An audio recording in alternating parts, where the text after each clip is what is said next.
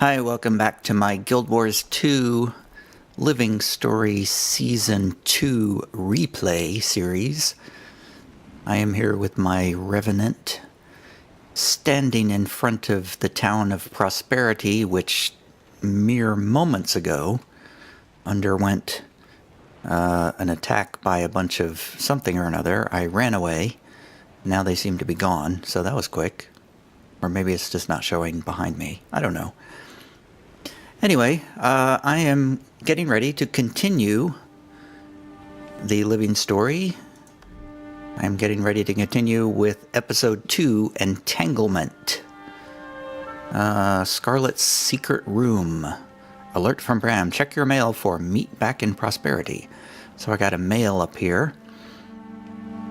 Let me open that up. I'm recording on Sunday night, October the 29th, 2017. And here we go. Word reached me of some trouble in Drytop. Prosperity was just attacked. I'm heading there to check on Taimi. Let's meet up and see if the kid's okay. Wolf guide you. That was from Bram. So, let's go. Oh, okay. Oh, good. The event ended just in time, I think. No, the event's still going on. Okay, well, I guess I'll work on this event or something. No, the event is moved to someplace else. I'm going to ignore the event and go back into the story, which has me going into the secret room here. Let's go.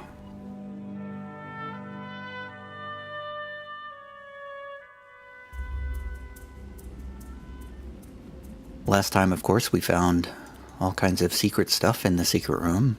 Should I recap that a tiny little bit? Townspeople. Scarlet was researching magical energy here and seemed to have found something significant near where the miners were digging. A local miner named Tosca may know more about this. Taimi found reference to a Norn miner named Tosca. She said the mine mysteriously caved in, but she thought that Scarlet may have found another way in. Taimi? Taimi, are you here? Taimi? I'm here. I'm okay. Scruffy protected me. Are you all okay? Oh, whew. Yeah, we're okay too. Everything started to shake. I barely had time to get into Scruffy. Is she okay, Bram? Yeah, she's okay. She hid in her golem. I didn't hide. I was collecting important data. Uh-huh. Did I hear you say Taimi's okay? I'm fine. Golly. What's happening? Is Taimi okay? Yeah, so I guess the town was attacked. I didn't see the attack, unless that event counted as an attack. I feel like the whole world is falling out from under us. I think we all feel that way. We've got a new dragon to contend with. Do we? Do we really? I didn't know that. Never. Nothing will ever be the same.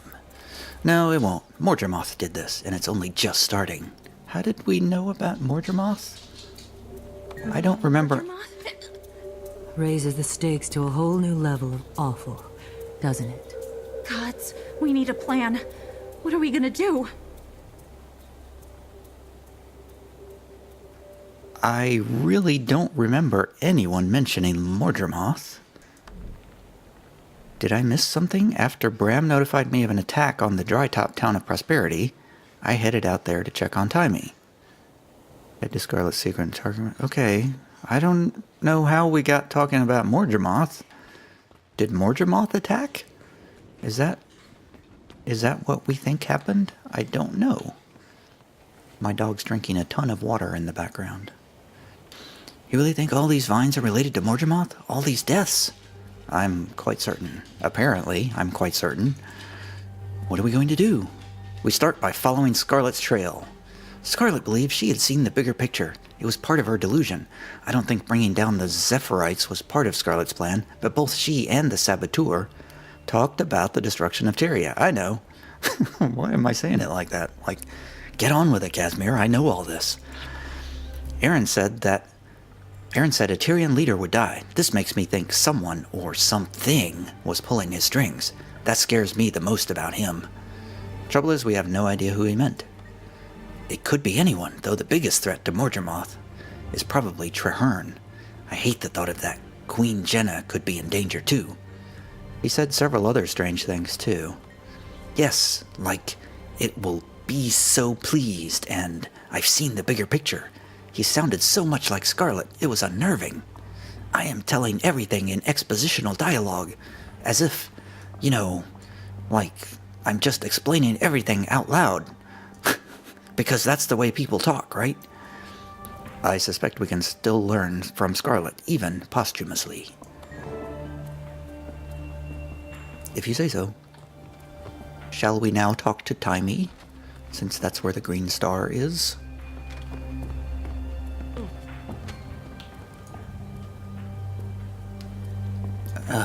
Man, I can't get a good camera angle here. It's really annoying me. Oh well. Just stare at everybody's back here. That's fine. That's a good angle. That seems good. For the record, I agree that this is Morgemoth's doing. It all started with Scarlet. We need to understand her. Did you see her voice recorder? Her books and papers? Yes, we saw them last time, Taimi. I'm just glad you're okay. What have you learned here?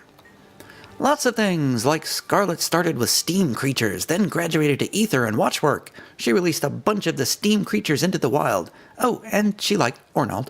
And she killed Ornod. She didn't like him, she killed him. I should put on my reading glasses, because I can't read, apparently.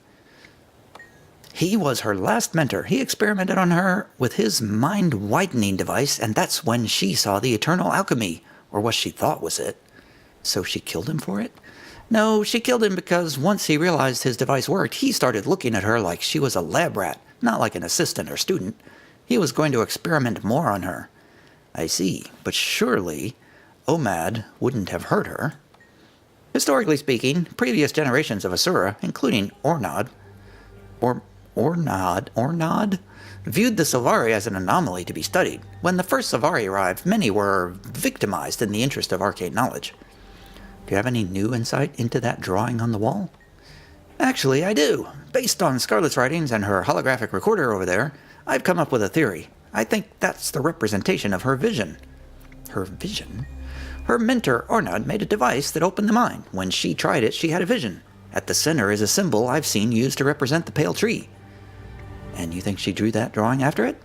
Yes, she claimed that she had seen the eternal alchemy during the vision. The symmetrical elements in the drawing and the pale tree at the center lead me to that conclusion. I'm trying to imitate Taimi's super wound up demeanor. Why the pale tree, Taimi?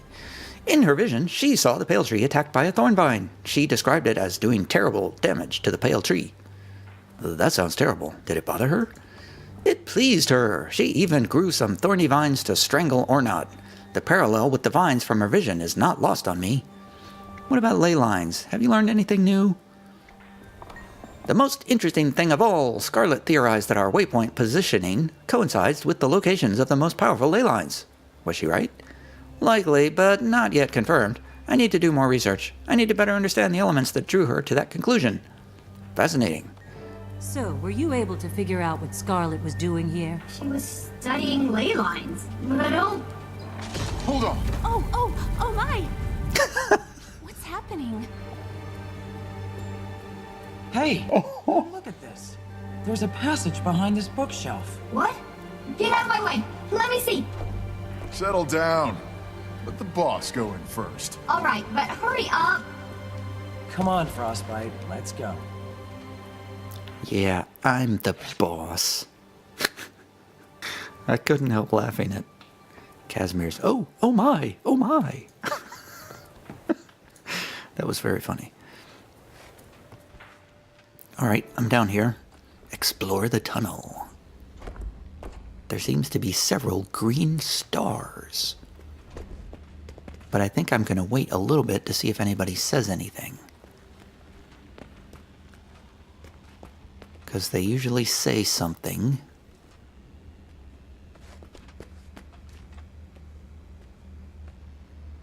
No, they're not going to say anything. All right, let's look at this book. This notebook, titled Research Notes, has a complex set of equations, drawings, and engineering blueprints. Fascinating. There's a note on the wall, which I have to stand on a box to get to, apparently. This piece of paper was torn from a book. Letters sent home from soldiers in the Kornan army have given us great insight into their lives. In the 11th century AE, their leader, Varesh Osa, inspired great loyalty. In one particular speech, Osa praised her military and encouraged them to use their persuasive abilities to build the power of Korna from the inside. She said, if properly convinced, you can get whole groups of lesser creatures to work towards your goal without them realizing they're not working for themselves. Osa cites the alliance between centaurs and Kornan craftspeople as an example. Together they produced better armor and weapons, and they provided for the Kornan people's day-to-day needs. You know, I really don't like it when they put, like, small amounts of text, and then you have to just click and click and click to read, like, one sentence at a time. I don't like that. Here's another book. A History of Drytop by Nicholas Sanford, 1070 AE. Now a barren landscape, this rounded basin may have held water many millennia ago. Sand now covers everything, blowing on the wind and eroding all rocks and inhabitants alike. Unknown sentient beings once built fragile hillside homes high on the cliffsides. Some structures still linger, but will also fall victim to the blowing sand and hot sun. The area attracts outlaws on the run with something to hide, or those who are unwelcome among civilized folk for one reason or another. This makes the area dangerous to travelers such as me and Yankington. Migrating centaur packs come through here, it seems. There is evidence that they once had a refuge here. A large tree trunk, quite out of place, could have been one of their sacred trees. Despite appearances, this waterless area is far from lifeless, and it serves as the doorway into the Maguma Jumble. The Maguma Jumble. It is kind of a jumble. The Maguma Jungle, a region of uncontrollable growth, life, and often death. That was super dramatic. A dramatic reading. One more book, as Bella walks around behind me and ruins my recording. On the open page of this book, Scarlet drew a route leading up and out of her tunnel to a higher region of Drytop. The points on Scarlet's map trace a path winding across this higher region of Drytop to some unknown destination, where she drew crisscrossing lightning bolts. I tried to talk loud there to cover up Bella's footsteps. I don't think it worked, though. Alright, let's talk to Taimi. What say you, Taimi? Was there anything interesting back here? Nope, I'm gonna go out of the zone if I go there. Nope, no voice for this. Did you find something? You found something, didn't you? Scarlet left a map showing that she headed someplace to the southwest. I bet it leads to the ley line she discovered. You stay here with the others for now. I'm going to see where this leads.